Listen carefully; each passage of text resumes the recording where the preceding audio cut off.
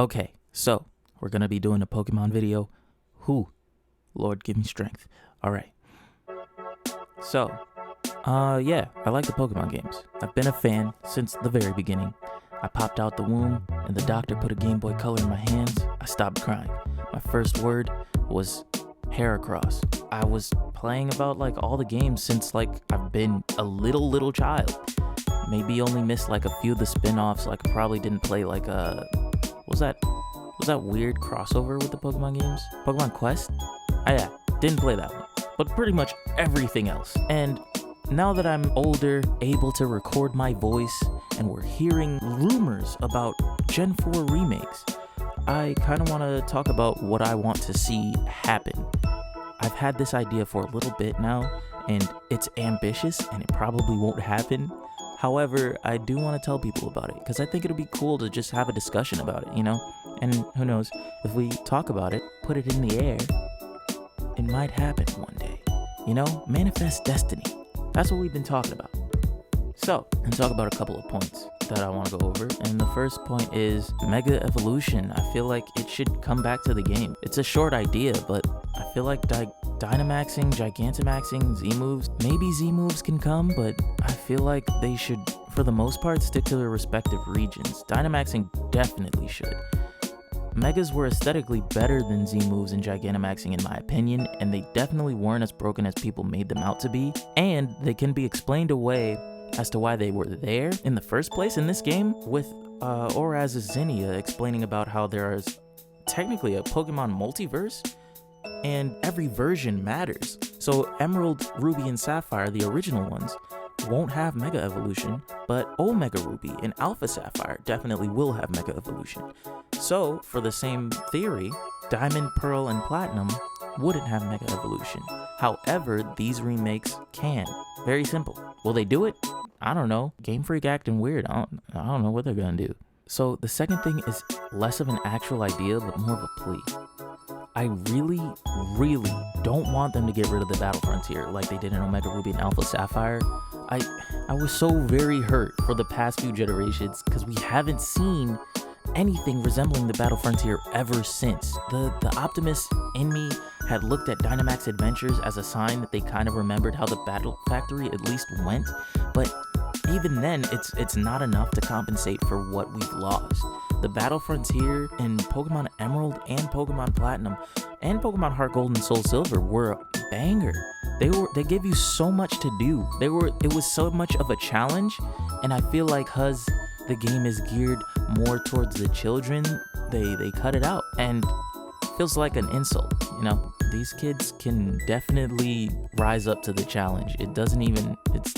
We gotta stop using the excuse that it's for the children, because these children is smart. Now, the third thing, I want them to expand the underground. I want them to expand on that.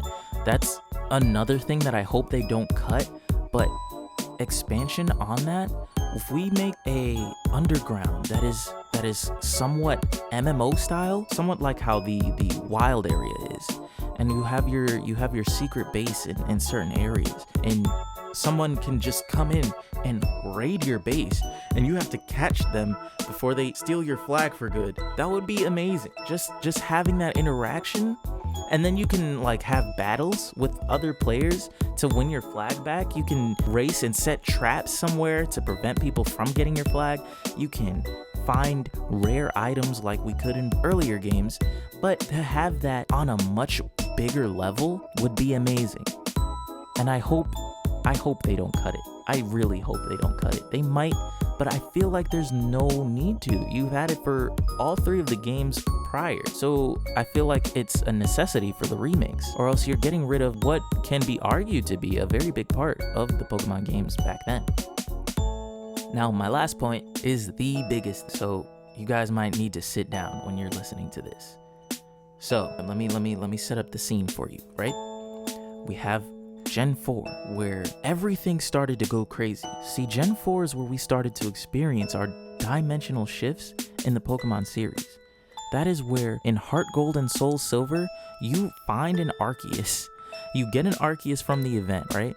And you're like, oh, okay, I just have an Arceus now. But okay, now you're going to the unknown ruins, and all of a sudden, Arceus is like, hey, and then boom, you're warped. You're suddenly gone, and you're in a different space that somehow is connecting Sinnoh and Johto together. Cynthia is there for some reason. I never questioned that as a kid, but now I'm wondering why she was there. But that's besides the point. You're teleported to a space that can't be seen normally, and you watch as Arceus just makes Dialga, Palkia, or Giratina based on your choice. And that's just one point. That's just one of the strange things that happened back in Gen 4. In Platinum, Diamond, Pearl, and Platinum, you meet Giratina. In Diamond and Pearl, you meet him in that weird, what is it, Turnback Cave? So you meet him in Turnback Cave, and you're going all these different directions, and you keep ending up at the same spot in some situations. Or you may turn left and turn back through the same way you came, and suddenly you're in an entirely new location, and you keep doing this until you find Giratina. But that's besides the point. We're talking about the dimensional shifts that are happening in these generations of games. In Platinum, we literally see Giratina pull Cyrus into an entirely different dimension. We have to go into the distortion world to see what the heck is going on, and we find that everything is different. This is where literally we are in an entirely different world. We've expounded on this with each different generation, maybe excluding Gen 5. I don't really think we did anything crazy in Gen 5, but everything else has been wild when it comes to just expounding on dimensional shifts. Let me explain about that. So Gen 6 introduced Koopa and revealed that its rings can open up portals to entirely different worlds. Looker seems to have gone through something wormhole related, and in the next generation, we learn that Annabelle freaking falls into Alola from the original games. So two characters from previous games falling into different dimensions of the Pokemon series, and now have to deal with these new things and experiences that are happening that weren't in their worlds previously.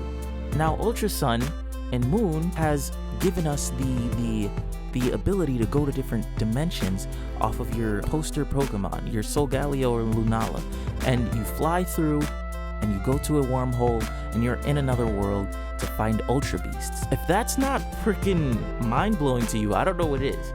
And literally, in the same games, we get introduced to Team Rainbow Rocket, where each villain comes from a dimension where they won.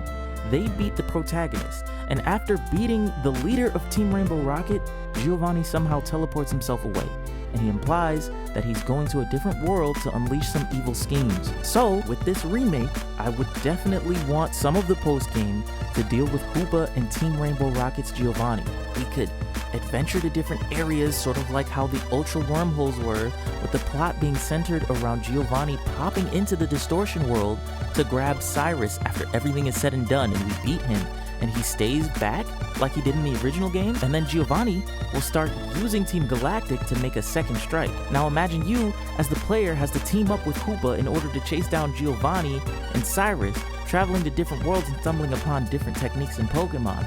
This is, in my head, this could be how Koopa has experienced and seen Giovanni come into different worlds now and has taken over them and needs help in the form of maybe a strong protagonist, like yourself, to stop this madness from happening to another world. Now, this could be how we implement Megas in the game, or maybe even Dynamaxing if applicable, you know? We can end up in the Ultra Beasts world, we can end up in various other games areas, we can end up in the Sinjoh ruins, or areas that were seen in the Ultra Wormholes. Now, initially, my idea had been that after you defeat the Elite Four, you can go back to the Distortion world and possibly find a portal leading somewhere else once you're inside. And if you interacted with it, you'd be taken back to Spirit Pillar. But it's OG Spirit Pillar, as in everything is 2D again, top down, looking just like how Diamond, Pearl, and Platinum was, but touched up a little bit, maybe like given some shading, like some Minecraft shaders, you know? No, like how Octopath Traveler is, you know how that looks so beautiful? Like maybe given something like that, touched up like that, back in the OG games. You would be able to travel around this old region and have certain rematch battles, and you could even use the Azure Flute in this area to fight Arceus and finally get that mystery gift that we never were able to legally get. After realizing how Giovanni and Hoopa were both dealing with dimensional transportation and how both are like very severely underused in my opinion, it seems like the perfect game to pull off a couple of dimensional shenanigans. I feel like this is a perfect opportunity. You have all of your pieces set up right here.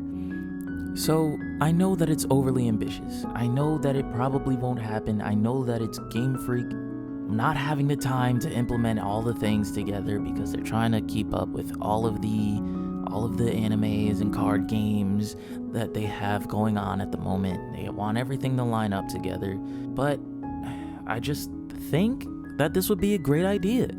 And, you know, with Pokemon Journeys, if I'm correct, they're not going along with the games. So I feel if we have the main thing that ropes children in, the anime, not going along with the games, and you guys can correct me if I'm wrong in the comments, if we have something that's not going along with the games, we can do whatever we want as a company, right? So we can take more time. We can make something better.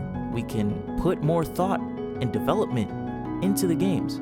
We can try these ideas. We can try to see if this works. Try to see what doesn't work, you know? We can think about these things. We have more time. At least that's the thought process that would go in my head. But, you know, it's probably not gonna happen. But you never know what could happen. And like I said, this was just for discussion. Want to see what your guys' ideas are. Tell me in the comments below. Let's talk about it.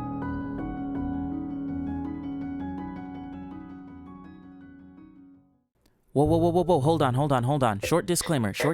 I know this is the first video that's going up on my channel. However, this will not be a strictly Pokemon channel. This is not going to be strictly Pokemon stuff that we release. We have some sketches and music planned, as well as other gaming topics, maybe even some podcasts that are on the way. I know this feels a little weird using this time at the end of the video to give a disclaimer, but seeing as this is the first video, I might as well just introduce myself now. So hey, I'm Kenny Sprite. Look forward to more interesting topics, I guess. If you liked what you've seen and heard, leave a like and subscribe. If you did not, then don't, that's fine as well. Oh, and also give Mewmore's channel a good look at. They are a gaming music channel, and I've used some of their music in the background today. So if you like what you heard here, go over there, give them a like and subscribe. And with that, I'll be out. See you guys in the next video.